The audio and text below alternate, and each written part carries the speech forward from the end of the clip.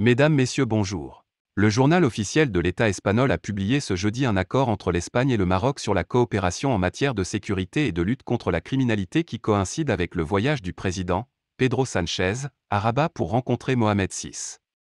L'accord a été conclu dans la capitale alawite le 13 février 2019 et entrera en vigueur le 30 avril. Ainsi, les deux pays collaboreront dans la lutte contre les actions criminelles et, en particulier, contre le terrorisme, la traite des êtres humains, l'immigration illégale et le trafic de drogue, entre autres. Elles collaboreront également à la lutte contre tout autre délit dont la prévention, la détection et l'investigation nécessitent la coopération des autorités compétentes des deux parties. De même, par consensus mutuel, les parties peuvent collaborer dans tout autre domaine de la sécurité, à condition que cela soit compatible avec l'objet du présent accord. L'accord, basé sur le traité d'amitié, de bon voisinage et de coopération entre le Royaume d'Espagne et le Royaume du Maroc, signé à Rabat le 4 juillet 1991, vise à contribuer au développement des relations bilatérales. Toutefois, les dispositions de cet accord n'affecteront pas le respect des dispositions d'autres accords ou engagements internationaux bilatéraux ou multilatéraux assumés par le Royaume d'Espagne et le Royaume du Maroc. Il entrera en vigueur le 30 avril 2022, le dernier jour du mois suivant la date de la dernière communication entre les parties indiquant l'accomplissement des exigences internes respectives, et est stipulé pour une durée indéterminée.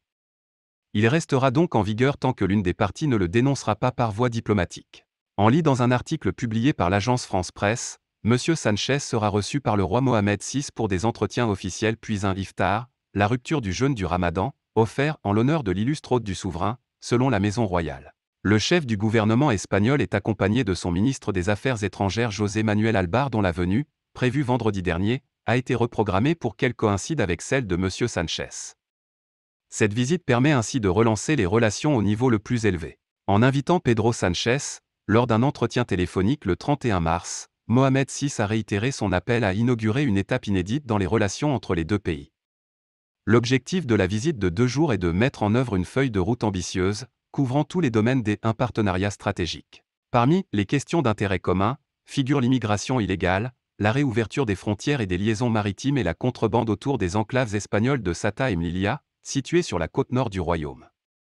Mais également les échanges et les investissements. L'Espagne est le premier partenaire commercial du Maroc, la coopération énergétique, telle l'approvisionnement en gaz naturel après la fermeture par Alger du gazoduc Maghreb-Europe, la délimitation des eaux territoriales. Pour le chercheur marocain Nabil Drioueke, la coopération économique est la principale locomotive des relations entre les deux pays dans cette nouvelle phase très prometteuse.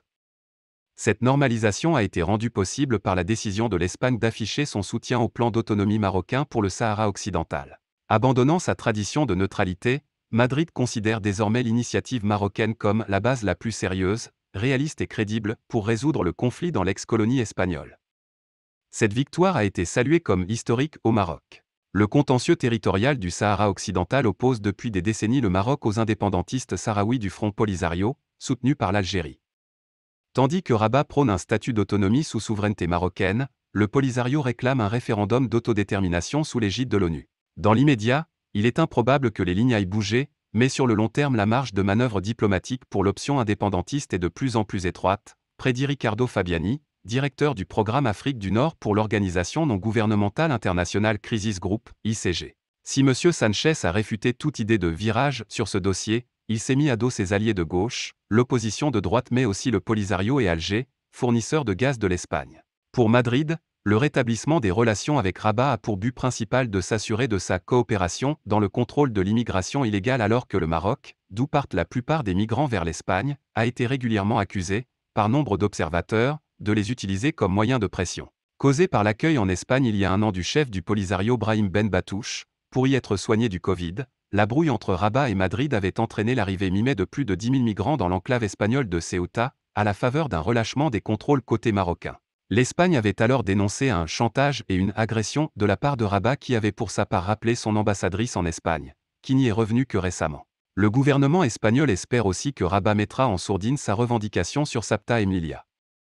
Mais nombre d'analystes mettent en garde contre l'absence de réelles garanties obtenues par l'Espagne de la part du Maroc. Pour Jorge Descalar, ancien ambassadeur d'Espagne au Maroc, 1997 à 2001, et chef des services de renseignement espagnols de 2002 à 2004, cet accord devrait permettre de bonnes relations avec le Maroc. Je ne serai pas non plus trop confiant, ajoute-t-il cependant. Car cela dépendra de motifs de politique intérieure au Maroc qui sont hors du contrôle de l'Espagne.